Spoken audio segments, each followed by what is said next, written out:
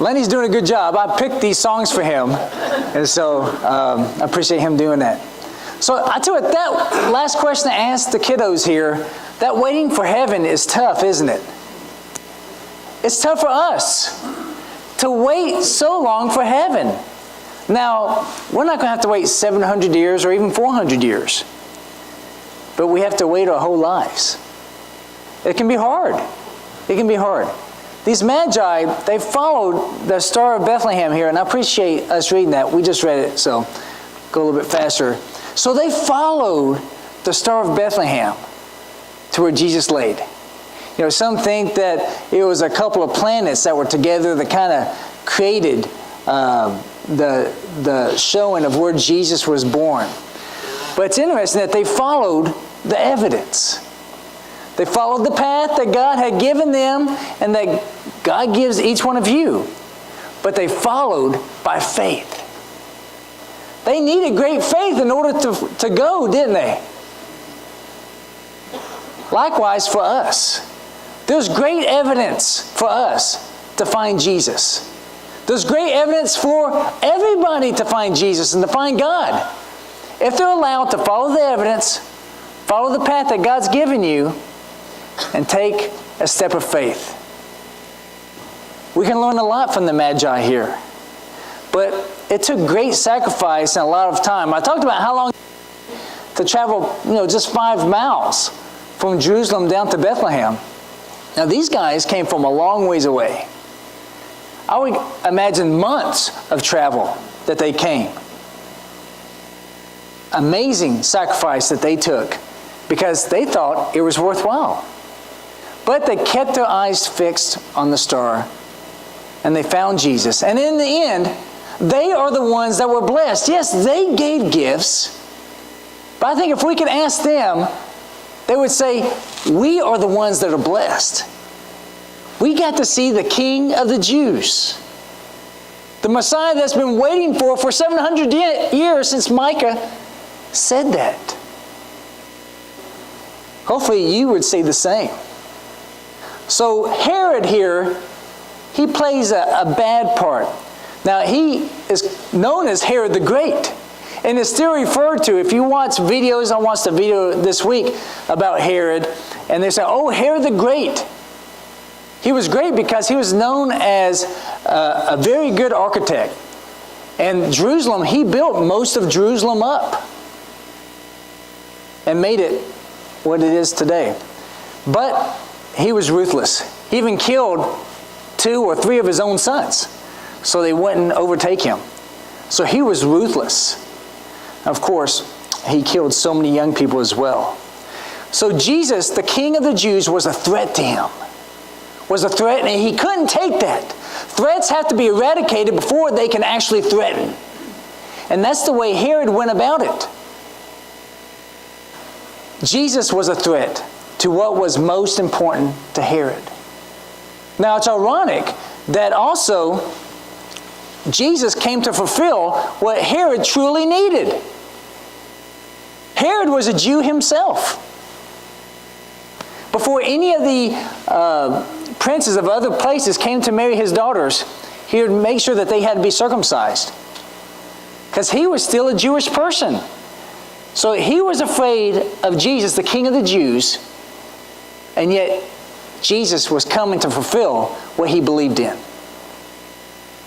Now this happens to us today with the world. It's the same way with the world. The world puts down Christianity and tries to find us now, and yet we are the ones that come to bring them everything that they truly need.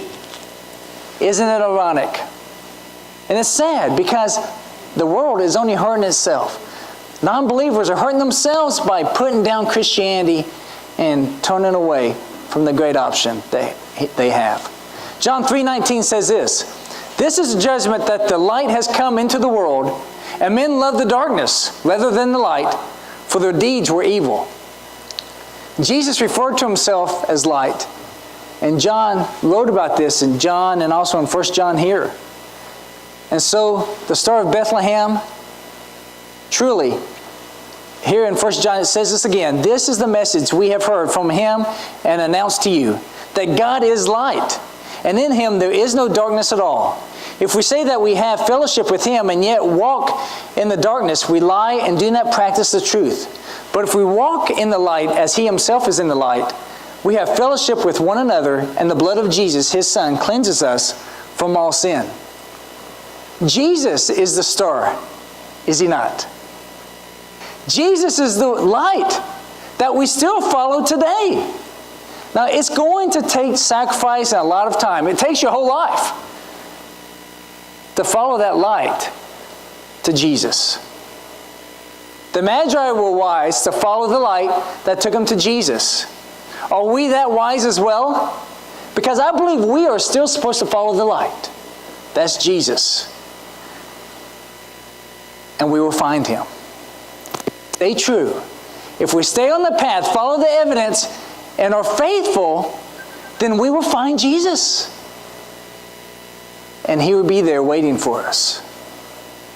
And you know what? Even though it takes a lot of sacrifice and take our whole lives, in the end, we will be the ones blessed. Just like the Magi said, we are the ones blessed that we got to see the baby Jesus and for what He grew up to be. Likewise, aren't we the ones blessed? Even though it takes so much sacrifice, you have to give up time, your money, your effort, maybe some friends even. But aren't you the ones that are blessed for finding Jesus? Now, I know it's hard to wait for heaven. Now, watching the video of the kids eating a marshmallow, oh, that kid, why couldn't he wait? Now, that marshmallow for us is the world. Okay? It's sitting right there. There's so much enjoyment here in this world. And God's saying, if you can just wait a little bit, there's more than 2 marshmallows here in heaven. There's so much more. If we can just wait. But like those kids, we'll pick it up and smell it. We'll rub it on our face. And it's so hard. It's tempting. Of course it's tempting. But we need to wait. There's so much more and so much better on the other side. If we continue to follow the light that Jesus gives, we'll find Him. Stay true. Stay faithful. Not only will you celebrate Him this week with your families, but you'll celebrate Him forever together. And it's going to be wonderful. Now, if you need to have Jesus in your life, please come forward as we sing this song. If you need to get right back with God, if you've started following darkness, followed the world, ate the marshmallow, and you need to get back to God, you can. God is a God of second chances, and we're so thankful for that. Please come forward as Lundy leads us in this song.